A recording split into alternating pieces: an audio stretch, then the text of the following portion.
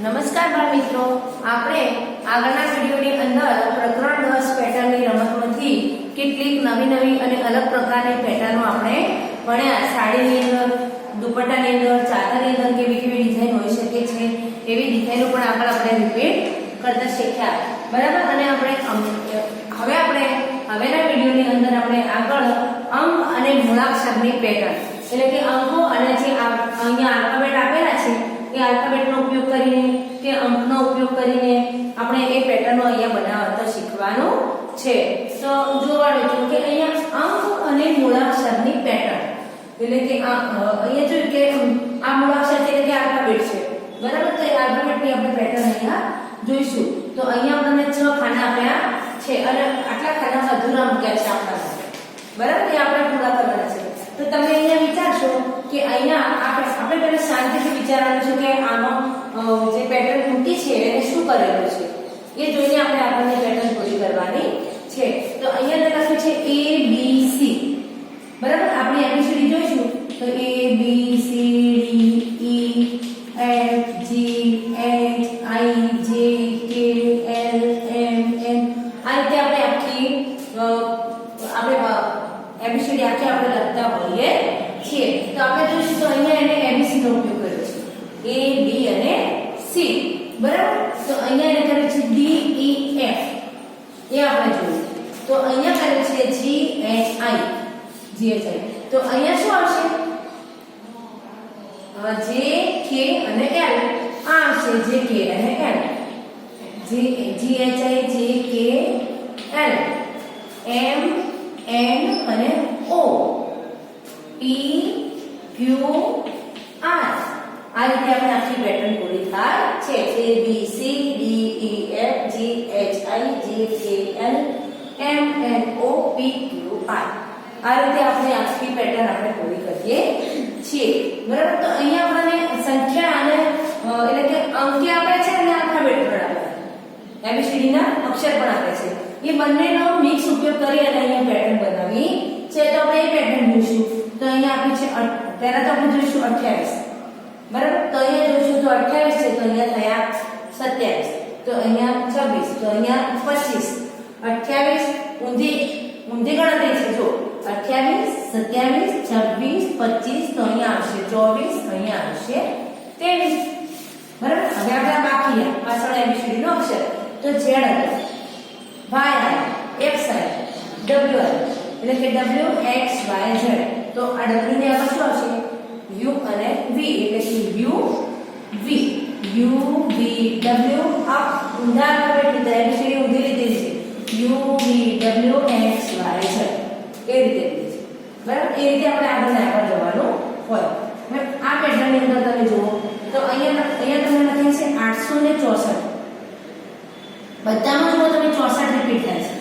બધામાં પાછળના 64 રિપીટ થાય છે. તો આપણે પણ અહીંયા બધામાં 64 મૂકી દઈએ રિપીટ થયેલા. હવે આગળનો અક્ષર મૂકવાનો રહેશે. તો એમાં જોઈએ 8 7 6 એટલે અહીંયા પણ ઊંધું છે. જો 8 7 6 5 4 3 2. બરાબર. તો 864 764 664 564 464 364 264 અહીંયા હોય તો 164 એ રીતે પછી એકલા 64 એ રીતે આપણે પેટર્ન રિપીટ થાય. અહીંયા જુઓ કે ABCD ના અક્ષર આવે છે A B એકલા જ લીધા છે. તો અહીંયા B C હવે B ને આમાં લઈ લીધો છે. બરાબર. B C તો આમાં C અને D લીધો છે. C અને D તો પછી આમાં આપણે શું કરવાનું છે? D ને અને E ને મિક્સ લેવાના છે. D E તો અહીંયા લેવાના છે E અને F. E અને F. હવે મિત્રો પાછળ અક્ષર બાકી રહે 6 5 4 6 5 એનાથી પૂછો 4 એનાથી પૂછો 3 એનાથી પૂછો 2. આ રીતે આપણી પેટર્ન રિપીટ થાય છે. અહીંયા જુઓ તમે તો 9 8 એટલે કે 98. 9 8 આપણે એવું 98 નહીં જોવાનું. આપણે એ જોવાનું કે છે કે 9 હતા અને 8 થયા. 9 8 તો 8 ને લઈને 8 અને 7 7 6 તો 6 અને 5. જો 9 8 8 7 7 6 6 5 5 4 અહીંયા 3 2 1 એ રીતે બરાબર એ રીતે રિપીટ આપણી પેટર્ન થાય એટલે આવી રીતે અલગ અલગ પ્રકારની આપણે આમાં મગજને કસવું જોઈએ છે આપણે બરાબર આપણા મગજને કસીશું તો આપણને આગળની પેટર્નનો અંદાજ આવી જશે એટલે એ રીતે આપણે આગળની પેટર્ન પૂરી કરવાની રહેશે અહીંયા આપી છે એટલે અંકોઠીની પેટર્ન એટલે કે આવા નાના બોક્સ આપ્યા છે 9 ખાનાવાળા બોક્સ આપ્યા છે અને એમાં અંકોની પેટર્ન તમને એક પેટર્ન ગોઠવીને આપે છે ઉદાહરણ રૂપે અને એક પેટર્ન તમારે ગોઠવવાની રહેશે તો અહીંયા આપણે 1 2 અને 3 આ ત્રણ જ આંકડાનો ઉપયોગ કર્યો છે 1 2 અને 3 અને એને એ રીતે ગોઠવવાના છે કે ફરીથી આપણો રિપીટ પણ ના થાય અને એનો સરવાળો પણ એક જ સરખો થાય તો જુઓ 1 2 3 આ રીતે ગોઠવ્યા છે તો અહીંયા એને મૂક્યા છે 3 1 ની નીચે 3 મૂક્યા 2 ની નીચે 1 મૂક્યા અને 3 ની નીચે 2 મૂક્યા તો 1 2 અને 3 તો અહીંયા આપણે કરીશું 1 અને 3 આવી ગયા તો અહીંયા શું બાકી રહે 2 બરાબર 1 અને 3 આવી ગયા છે તો અહીંયા 2 આવશે તો અહીંયા 2 અને 1 આવ્યા હતા તો અહીંયા 3 બાકી રહ્યા અહીંયા 3 અને 2 આવી ગયા છે તો અહીંયા 1 મૂક્યા જો આમ તમે ઊભી કોલમની અંદર જોશો તો પણ તમે જો 1 3 2 2 3 2 1 3 3 2 1 ઊભી કોલમમાં પણ અલગ અલગ અક્ષરો દેખાય છે અને આમ જોશો તો પણ તમને રો ની અંદર જોશો તો પણ રો માં તમને એવું દેખાશે 1 2 3 3 1 2 2 3 1 પણ તમે જો આનો સરવાળો કરજો તો બધો સરખો જ આવશે આ ઊભી કોલમ એક પહેલી કોલમનો સરવાળો કરો તો 1 ને 3 4 ને 5 ને 6 2 ને 3 3 ને 3 6 3 ને 2 5 5 ને 1 6 હવે આપણે રોમાં સરવાળો કરીએ એટલે કે આડી લીટી આપણે એને લીટી જ કહીએ બરાબર તો જોઈએ તો 3 ને 2 5 ને 1 6 3 ને 2 5 અને 1 6 2 3 5 અને 1 6 બરાબર આ રીતે બધા સરવાળા એક સરખો થાય તો આપણે એ રીતે અહીંયા ABC અહીંયા સરવાળો નહીં થાય પણ આપણે એને આ જ રીતે ગોઠવી શું કેમ કે અહીંયા આંકડા હતા એટલે આપણે સરવાળો કર્યો પણ અહીંયા આપણે આલ્ફાબેટ છે એટલે આપણે સરવાળો નહીં થાય પણ આપણે ગોઠવીએ ABC તો અહીંયા મારે લેવો છે C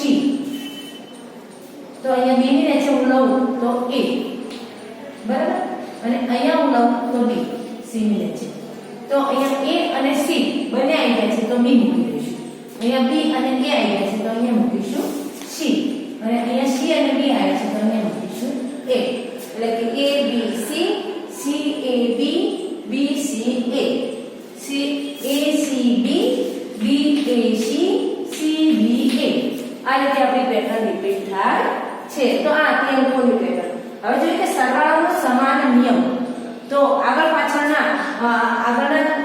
અને પાછળનો એક અક્ષર ભેગા કરો તો અહીંયા તમારે એક જ સરખો સરવાળો આવશે આવું તમારે બધા જ આંકડાની અંદર તમે ગમે તે આંકડા લઈ અને કરી શકો છો તો જો અહીંયા મેં 6 આંકડા લીધા છે 1 2 3 4 5 અને 6 આંકડા લીધા છે તો 6 આંકડામાં મેં શું કર્યું છે જો આ 1 અને 6 બંનેનો સરવાળો કરી 1 + 6 કર્યા તો 1 + 6 તો કેટલા આવશે 7 આવશે 7 આવશે ને તો અહીંયા તમે જુઓ તો હવે 1 અને 6 થઈ ગયો છે તો હવે 2 અને 5 કરીશું 2 અને 5 કરીશું 2 + 5 તો પણ 7 આવશે હવે વચ્ચે રહે છે 3 અને 4 તો 3 + 4 કરીશું 3 + 4 કરીશું તો પણ 7 આવશે એટલે એનો સમાન નિયમ છે કે બધાનો સરવાળો એક જ સરખો આવે છે તમે આ રીતે કોઈ પણ સંખ્યા એવું નહીં કે 1 થી 6 કોઈ પણ સંખ્યા તમે ગોઠવી આ રીતે લાઈન દોરાઈ અને પછી તમે એનો સરવાળો કરી જુઓ તો તમારે એનો સમાન જ નિયમ છે કે એનો જવાબ એક જ સરખો આવે